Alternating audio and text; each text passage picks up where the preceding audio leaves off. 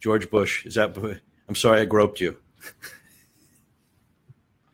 We're back. Hello, everybody. Welcome back to Peter's Living Room here on the World Entertainment and Information Network. And it's been a hell of a Thursday, or a heck of a Thursday. And I mean that in a good way. Want to thank my last guest, Neil Berliner, who was here. The comedy roast writer and teaches improv at the Pit in New York. And we're going to keep the lighter side of things going. I have with me the touring star of My Mother's Jewish, My Father's Italian. My mother's Italian. My mother's Italian, my father's Jewish, and I'm in therapy. And his own new show, Till Death Do Us Part, You First. I love the name. Which will be at the Kelsey Theater, Riviera. Which I didn't ask you yet. Okay, hang on. Anyway, Peter Fogel, everybody. Good to see you, Peter. Good to see you, Mr. Ween. How was California? Huntington Beach. We just did a tour of the second version of the show, My Mother's Italian, My Father's Jewish, I'm Home for the Holidays. We did a successful run at the Huntington Beach Library Theater for a month, and I got back Monday night on a red eye. And I realized United Airlines, I'm not a big guy, but I can never get out of their seat. The airlines are, the seats are getting smaller and smaller. You know what? I used to travel a lot, like at least 40 weeks a year. And after the fact, I left. I always sat next to 350-pound guy, the little old lady from Iowa, or the nun. The week after I got married, I had to fly out to Vegas. Business. I get a penthouse pet sitting next to me. And I look up and I go, you got one hell of a sense of humor. I said, while I was single, you couldn't have a. No, you look up and you go, what are you, bored? Yeah, it's like, Anyway, well, welcome back. My pleasure to be here. And nothing like coming down here during trying to get off Glades. Yeah, but you know what? I feel like I'm on the Long Island Expressway. It's funny. I can talk to New York audiences and go, you know what? They connected lines between Boynton Beach Boulevard and Atlantic Avenue, which I thought would never get done. Next up will be the Long Island Expressway, and they finally finished that one. And it's incredible. We were talking with Neil before he left and before we came back on air, and it's like, it wasn't that long ago from where I live to come here. It was 20, 25 minutes. And now I don't know if it's going to take me 45 minutes or 2 hours. Yeah, well, during the day, it's it is. It's a lot of retired people driving on Glades. But it's not only in season, so to speak. I mean, it's year round now. It's just that area. It's a funky area. Yeah. But shouldn't stop you from enjoying our shows at night. No, but it doesn't at all. It doesn't at all. But what I still laugh about, and I probably will until the day I die, is when I get behind the car where all I see are hands on the steering wheel and no head. You know what they do that drives me nuts? I like when they, and again, I'm bitching now, but this is where I find my humor. I go, I always know it's a senior in front of me. God bless him. Yeah. When you can't see the head, and you're allowed, by the way, anyone within the sound of my voice, you're allowed to pull up in the middle of the intersection to make the left. You don't have to stop at the crosswalk because if there's no other cars coming, you can make the left. Right. It's allowed. It's America. Yeah. No, they stop, wait for the light to turn red, wait to get the green arrow. So go, okay, now we have to do another recycling. Oh, please, I was on Forest Hill Boulevard, just outside of Wellington. Bumper to bumper traffic. I mean, it was, busy time of the day. What was it? There was an old lady in the middle lane, realized she had to make a left at the corner, so she stops and says, I'm going to wait until all the cars pass, and then I'll make my left. Well, it backed everything up. Nobody moved. It backed up to West Palm. Yeah. That's the way it is. People do. They go, oh, I made a mistake. It is what it is. It's just, but like, why is it? You're allowed. Don't you pull up in the middle of the intersection? You're waiting for and you go, okay, no car, make the left. But they're scared and they can't see. And I remember when I took driver's ed, turn of the century. Intersection. If the light starts changing, they're going to stop. You're going to go. Then the other cars will start. Yeah, it's allowed. You're allowed. You're allowed, but they get scared. They stop at the. All right. They forget. They forget. Okay. So how long have you been touring with Steve? I've been doing Steve's show for 5 years. Yeah. But and I created my own. Right.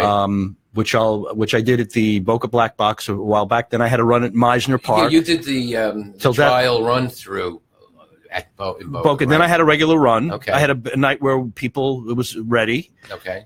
Like anything, whether it's a script, a ballet Broadway show, they have tryouts. You work the material. Right. Then I had a full run, as you know, at Meisner Park, which went well. Right. And then another theater booked me at the Kelsey Theater, which is Riviera Beach Lake, which will be on your website. Right. I'll be doing that the first week after New Year's. Right. And then Christmas week at the Boca Black Box. Right, you're doing a matzo ball. The Kosher Nostra comedy music. That's it. Me, Peter Fogel, and Lou Villano in the Spaghetti Matzo Ball show. Right. So it's kind of a throwback to kind of Vegas time. We're wearing tuxedos. We're doing a comedy music show. And you have to do something on. I'm going to do a little soft shoe. Little soft shoe. And then we'll bring in his accountant who'll be juggling the books. No, we'll just. But it gives something for people to do on the 23rd, which is a Saturday night, and the 24th, which is Christmas Day. So it's a Jew and an Italian. Yes. So the Jew handles the money, and the Italian guy makes sure you don't pocket any of it. That's right. Okay. And behind every successful Italian guy is some Jew keeping the books. Right. Right. And what's the old joke? It's not Jew, it's Irish. What do you do when you cross a Jew with an Irishman? Someone who drinks. No, you get a bar that actually makes money. Yeah. Okay. That's. I never heard that, but there's so many variations on these jokes. Yeah. You know, I break my legs, then I sue myself. It's always a variation on it. So how many years did it take you to create this? Which show are we talking about? You go first. Till Death Do Us Part. You first. It doesn't happen overnight. No, it's a year. You know, I've been writing material and writing different material. You know, there's stuff from my relationships that I've used over the years that have been tweaked, changed, improved. All your failed relationships. All my failed relationships. And about a year and a half, but it's there. It's ready. You saw it. You enjoyed it. Yeah, I loved it. It's a multimedia show. And you know what? I want this to sound right. Choose your words carefully. I see so many shows, and I enjoy the shows, but I'm at the point, maybe it's because of what I do. Although I'm listening and enjoying the show, I'm enjoying watching the audience and looking at what the audience reacts to, and looking at the audience. Are they 87 with walkers, or are they 25 and 28? Yes, my show, Till Death Do Us Part, You First. I wanted to write something that was not ethnic in a way, but has ethnic, funny Jewish. Can't get away with it because we see things differently, and we're sarcastic. But, and we're joking around about the Jew and the Italian. I mean, they're like cousins. Their ethnicity and their family life and outlook on life is very similar. Yes, which is why there's a lot of mixed marriages. Solomon created a show. My mother's Italian, my father's Jewish. I have more mixed marriages and couples coming up to me saying, "Hey, I'm Italian, my husband's," and it's just he found something, and which is why the show has been around for 15 years, and why I do it on the road, and it still sells out. Still sells out, but when he does it.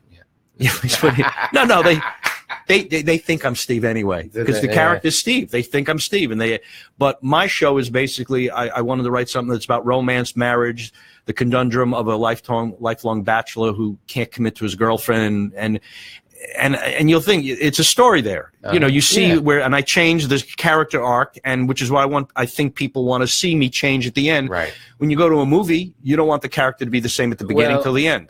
I'll give you.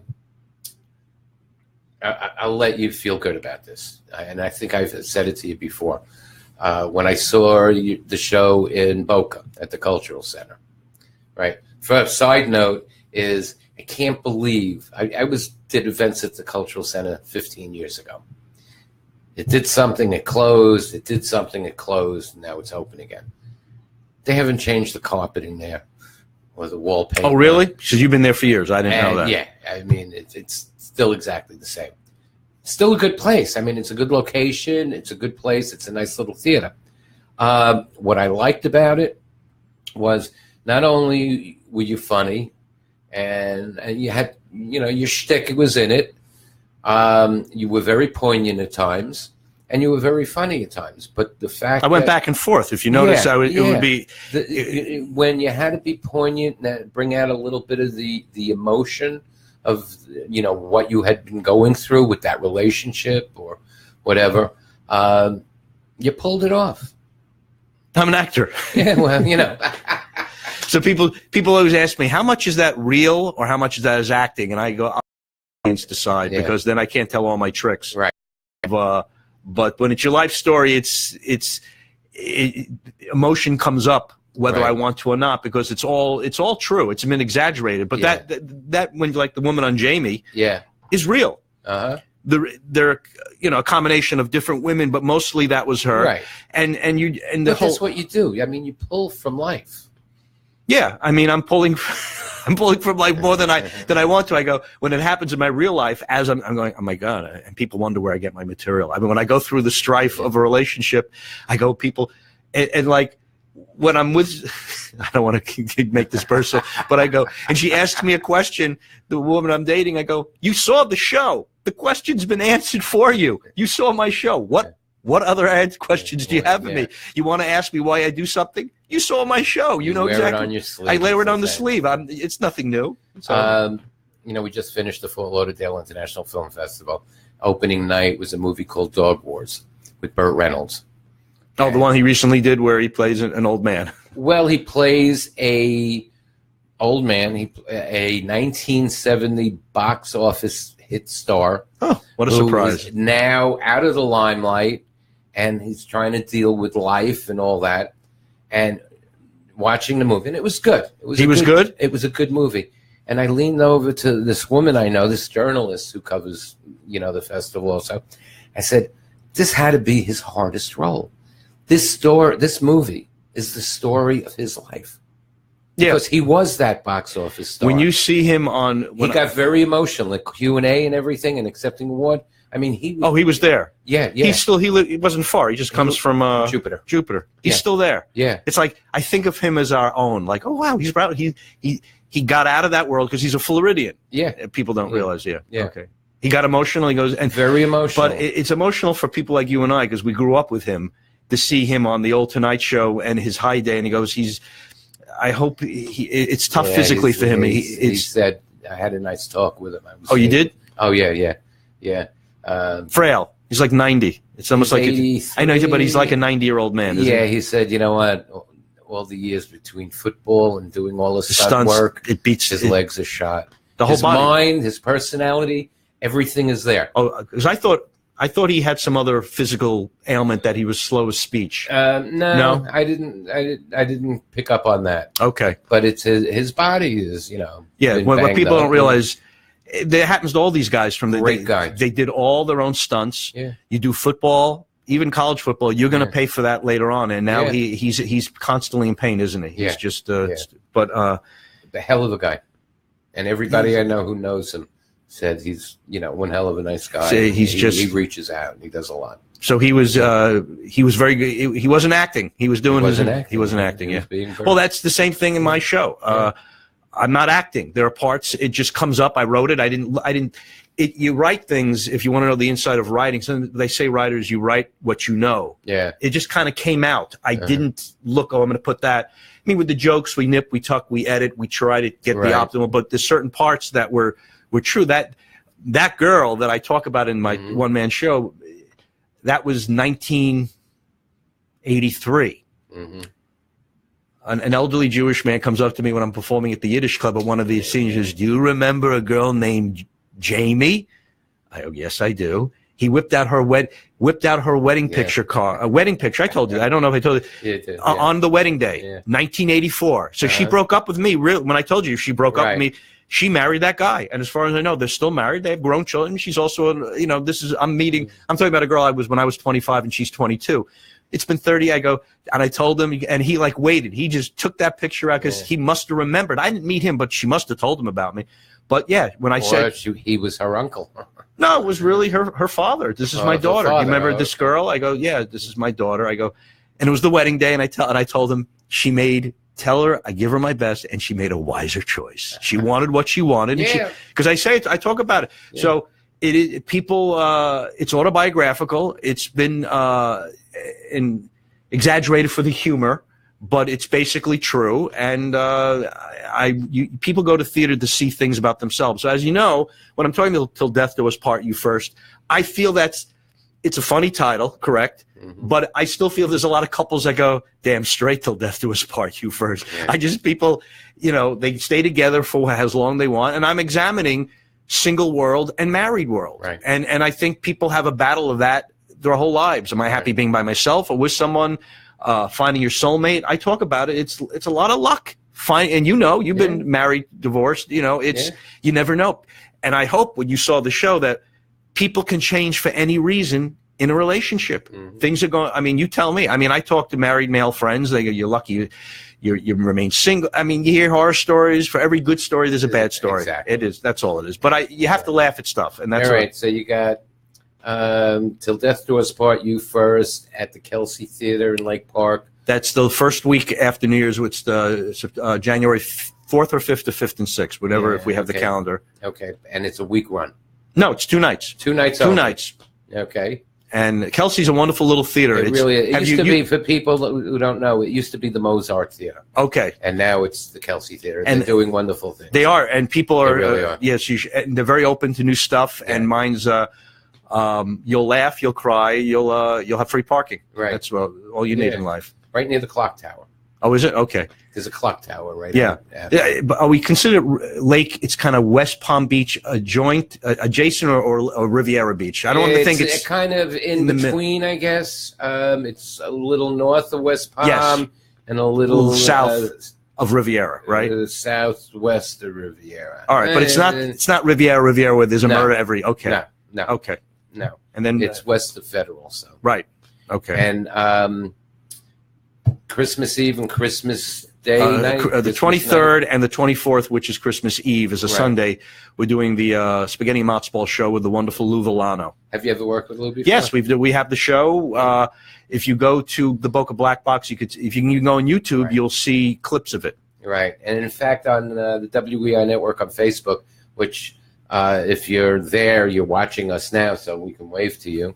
Oh, we are being recorded. Also, there's a little 2.5 minute slideshow about December's events at the Boca Black is it? Box. Okay. All right. I think it ends with the matzo ball.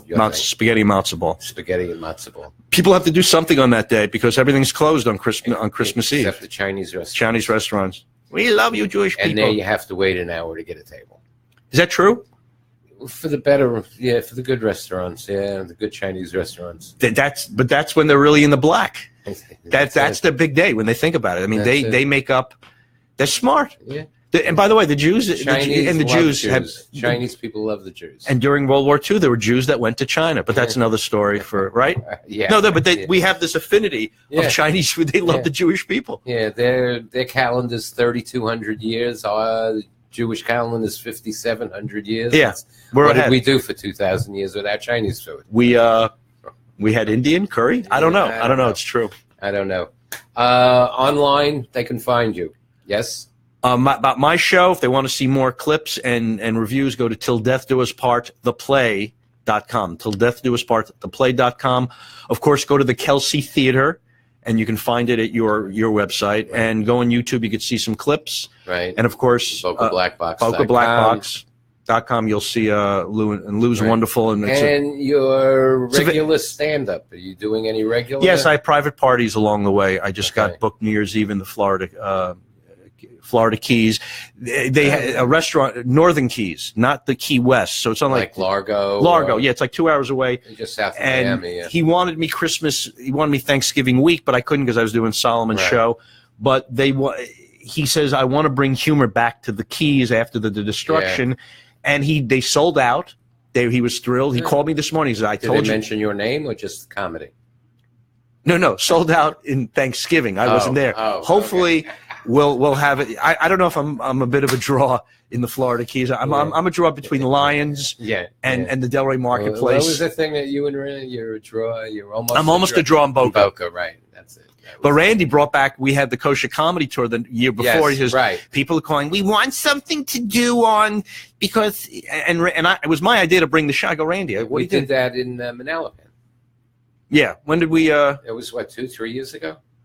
2 years ago. Lovely theater. Where they should bring that theater back. That was a great theater. I had big plans for that place. Didn't you? It was had everything you needed. It had restaurants. Everything. Hey, but the Boca Black Box, there's Chinese food in the place. Right. You got to do something. Right. But it was intimate. It was fun. You were there. You've been to my shows. Yeah. We did the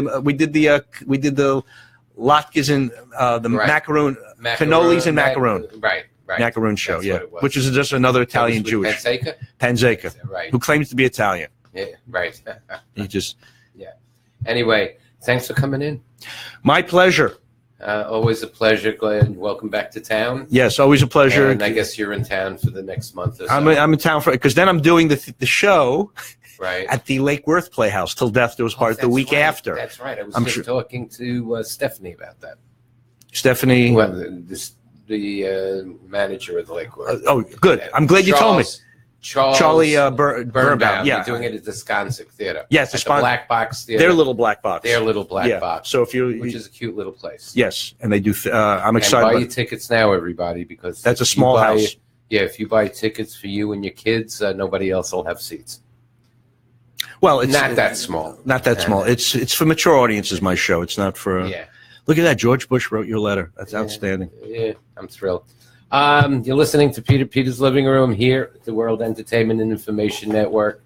And like I said, we're at the Transmedia Building on Thursday afternoon, just outside beautiful downtown Boca Raton. The entertainment capital of the world. Without a doubt. So I'm told.